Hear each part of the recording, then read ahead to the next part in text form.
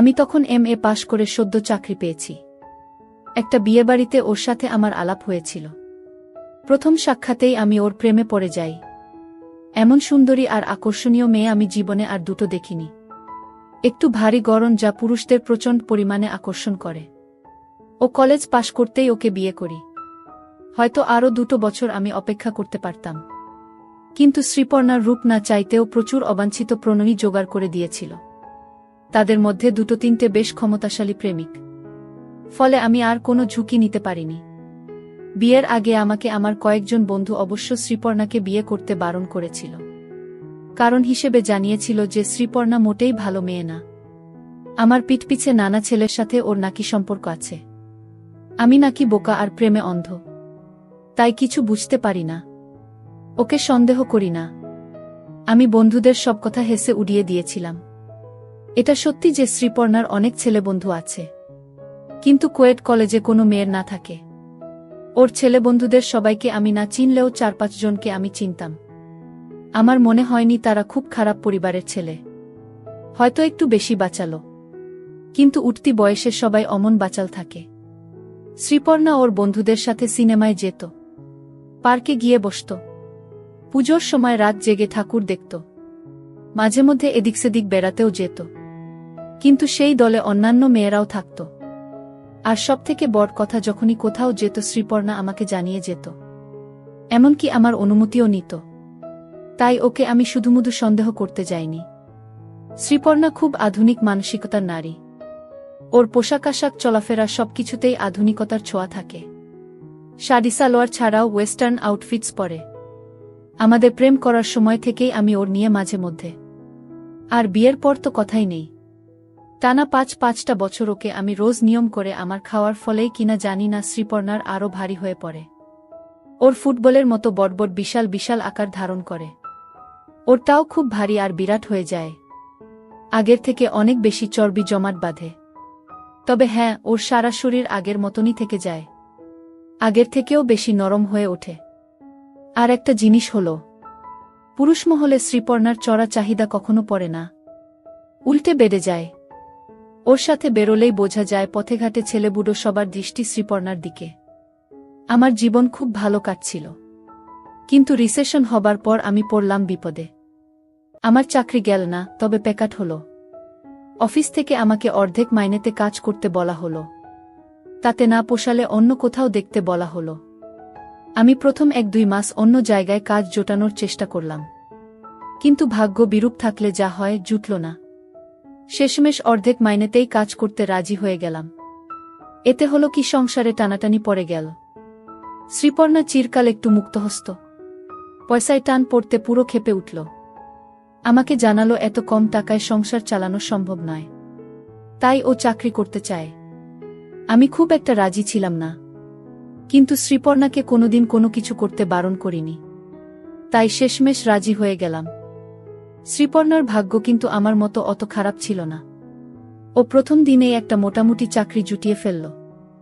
5 star হোটেলে receptionist, evening শিফটে কাজ, দুপুর 3টে থেকে রাত 12টা পর্যন্ত ডিউটি। মাইনেও মোটামুটি ভালো। শ্রীপর্ণা খুব খুশি, মনটা একটু খচখচ করছিল, কিন্তু ওর আনন্দ দেখে আমি আর বাধা দিলাম না। আমাদের জীবনটা বদলে গেল। সন্ধ্যাবেলায় বাড়ি ফিরে বুকে পাই না। শ্রীপর্ণার ফিরতে ফিরতে রাত 1-1:30 বেজে যায়। ওর মঙ্গলবার অফ পড়ল আর আমার অফিস রবিবার বন্ধ থাকে। আমাকে সকাল 9টার মধ্যে অফিসে বেরিয়ে যেতে হয়, আর ও বাড়ি থেকে বের হয় দুপুর 1:30। একে অপরের সাথে কথা বলার সুযোগ খুব কমে গেল। 2 সপ্তাহ পরে আমি একবার ওকে চাকরি ছাড়ার জন্য বললাম, কিন্তু ও প্রায় খেকিয়ে উঠল। আমাকে জানিয়ে দিল আমার মাইনে এত কমে গেছে যে সেই টাকায় সংসার চালানো যায় না। তাই বাড়তি 2 পয়সা রোজগার করার জন্য ও সারা সন্ধে খেটে মরছে, শুধু যাতে আমাদের সংসারটা সচ্ছল থাকে। এখন আমি যদি ওকে সমর্থন না করে বাধা দিই, তাহলে ওকে অভাবের তাড়নায় পাগল হয়ে যেতে হয়।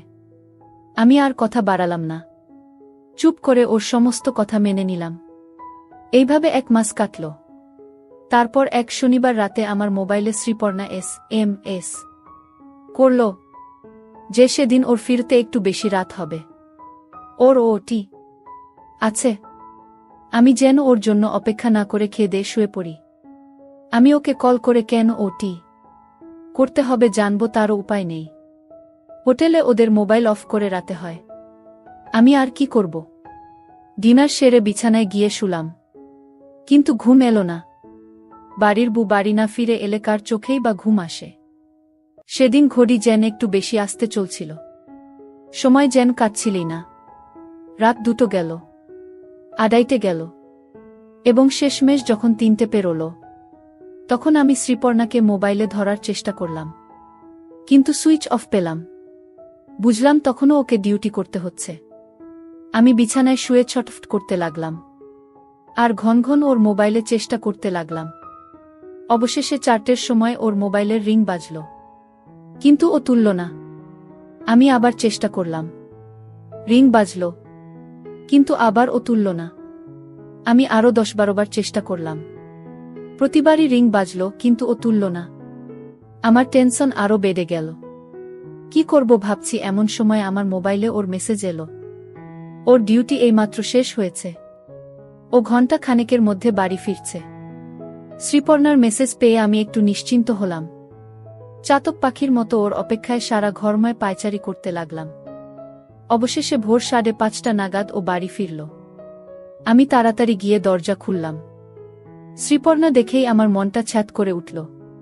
পোশাক এলোমেলো হয়ে গেছে, পিনআপ খুলে গিয়ে মাটিতে লুটোচ্ছে। শায়ের কাছে 3 জায়গা শাড়িটা খুলে গেছে, ঠিকমতো আটকানো নেই। প্রথম 2টো হুক খোলা, চোখের আইলাইনার থেকে মাস্কারা নষ্ট হয়ে গেছে, মুখে ক্লান্তির ছাপ। আমি দরজা খুলতেই আমার দিকে তাকিয়ে হাসল। ওর মুখ থেকে মদের গন্ধ পেলাম। ন্যাকা সুরে আমাকে বলল, আমি খুব টায়ার্ড, অফিসে যাবার সময় আমাকে আজ আর ডেকো না। আমি গম্ভীর মুখে বললাম, আজ রবিবার, আমার আজ ছুটি। শুনে ও বাচ্চা মেয়ের মতো খিলখিল করে হেসে উঠল। ওহ সরি, আমি না ভুলেই গেছিলাম। সরো তো এবার। কি দরজা আটকে রয়েছ? আমার খুব ঘুম পাচ্ছে, আমি শুতে যাই। আমি সরে দাঁড়াতে ও টলতে টলতে ঢুকে সোজা বেডরুমে চলে গেল। আমি দরজা বন্ধ করে ফিরে এসে দেখি ও জামাকাপড় না ছেড়েই শুয়ে পড়েছে। আমি ওকে পোশাক ছাড়ার জন্য ডাকলাম, কিন্তু ও এর মধ্যেই ঘুমিয়ে পড়েছে আর সাড়া দিল না। আমি চুপচাপ ওর পাশে গিয়ে শুয়ে পড়লাম। আর ঘুম এলো না। উঠে পড়লাম। সারা সকাল আমি মনে চাপা অস্বস্তি নিয়ে কাটালাম। শ্রীপর্ণা বেলা 12:30 নাগাদ ঘুম থেকে উঠল। আমি ওকে কিছু প্রশ্ন করার আগেই ও জানালো যে গতকাল ওদের হোটেলে একটা পার্টি ছিল। পার্টি অনেক রাত পর্যন্ত চলেছিল, তাই ওকে ওভারটাইম করতে হয়েছে। এরকম পার্টি মাঝে মধ্যে হয়, তখন সব স্টাফেদেরই ওটি করতে হয়। আমি জিজ্ঞাসা করলাম যে ওকে মদ খেয়েছিল কেন। উত্তরে ও আমাকে ওল্ড ফ্যাশন বলে ঠাট্টা করল, আর বলল এসব পার্টিতে মদ খুব সাধারণ ব্যাপার, এবং গেস্টদের মন রাখতে স্টাফেদেরও একটু আধটু মদ খেতে হয়। আমি যখন ওর পোশাক নিয়ে প্রশ্ন তুললাম, তখন ও ক্ষেপে গেল। বলল যে আমি খুব সংকীর্ণ মনের মানুষ। সারা রাত পার্টিতে খেটে খেটে ওর ড্রেস নষ্ট হয়ে গিয়েছিল। কিন্তু আমি তো সেসব বুঝতে চাইব না। আমার ধান্দা শুধু বুকে সন্দেহের চোখে দেখা। শ্রীপর্ণার মুখঝামটা খেয়ে আমি চুপ করে গেলাম।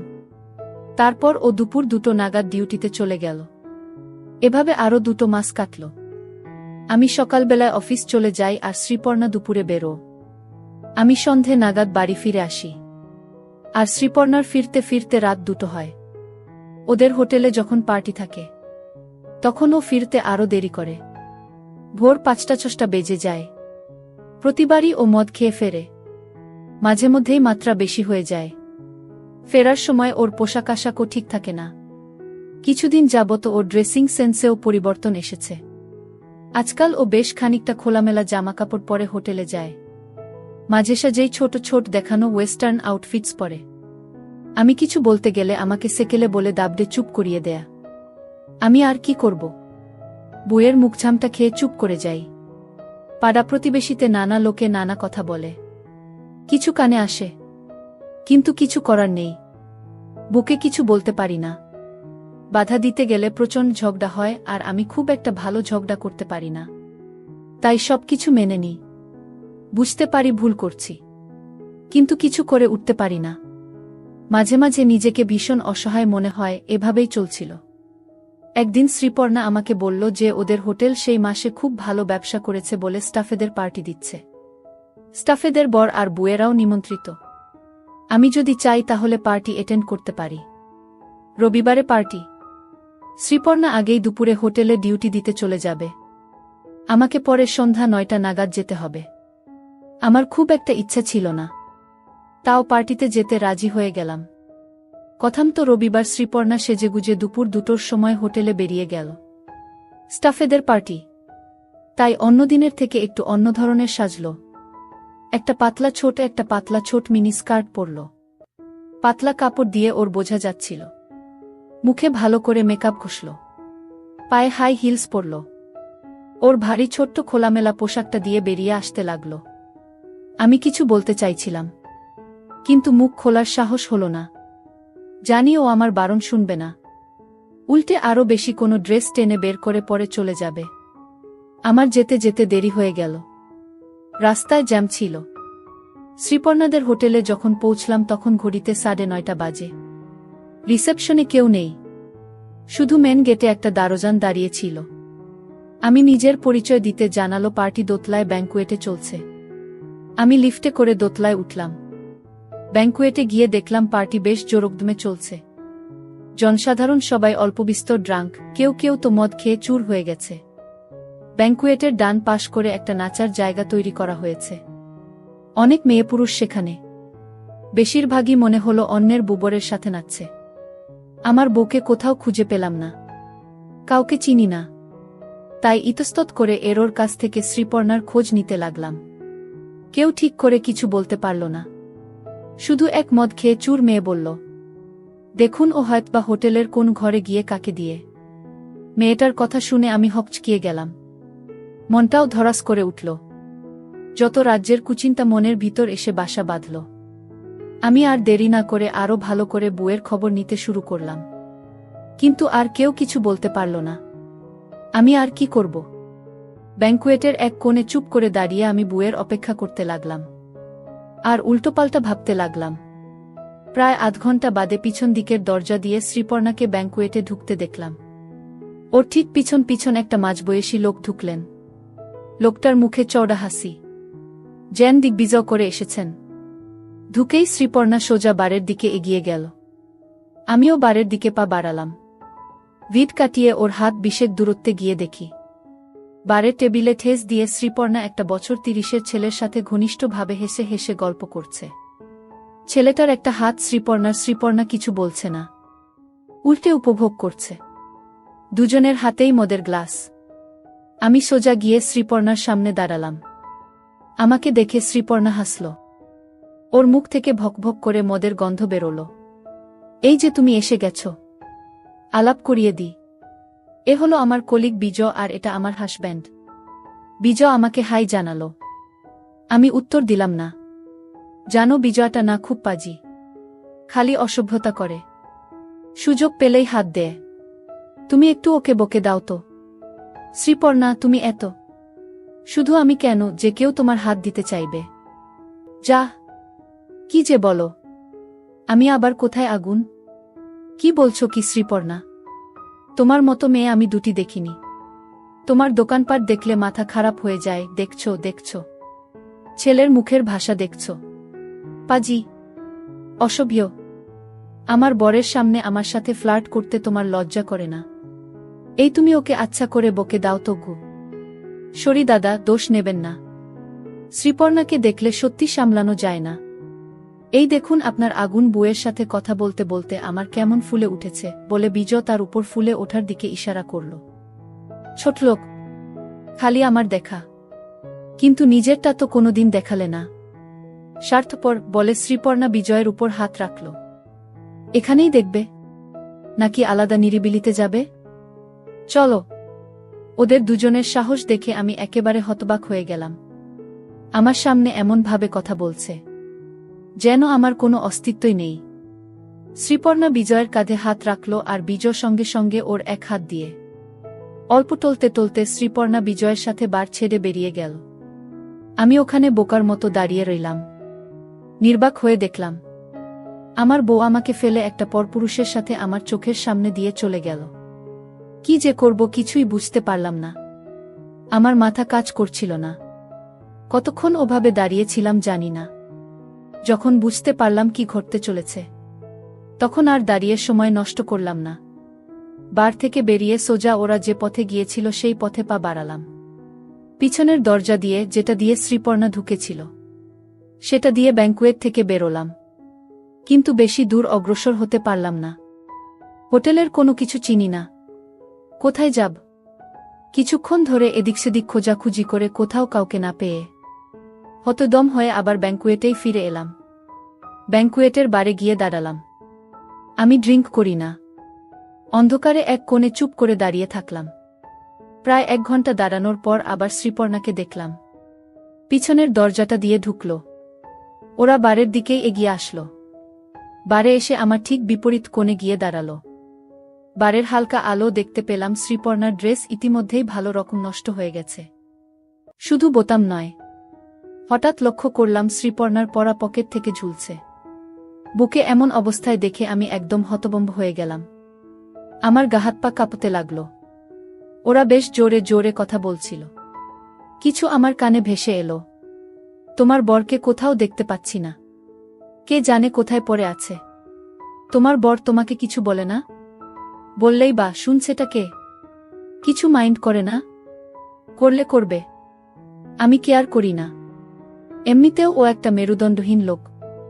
আমি বেশি পাত্তা দিই না। সেটা তো দেখতেই পেলাম, যেভাবে আমার সাথে বেরিয়ে এলে। বেচারা পুরো ভ্যাবাচাকা খেয়ে গেছিল।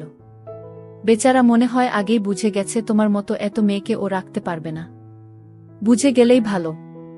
শ্রীপর্ণা আর রাজ একে অপরকে হাই বলল। মিনিট 3 বাদে ওরা 3 জনে বার ছেড়ে বেরিয়ে গেল। এবার আর আমি দেরি করলাম না। ওরা পিছন ফিরতেই ওদের পিছু নিলাম। 3 জনে ব্যাংকুয়েটের পিছনের দরজা দিয়ে বেরিয়ে করিডোর দিয়ে সোজা এগিয়ে গেল। আমি হাত 25 দূরত্ব রেখে ওদের পিছন পিছন চললাম।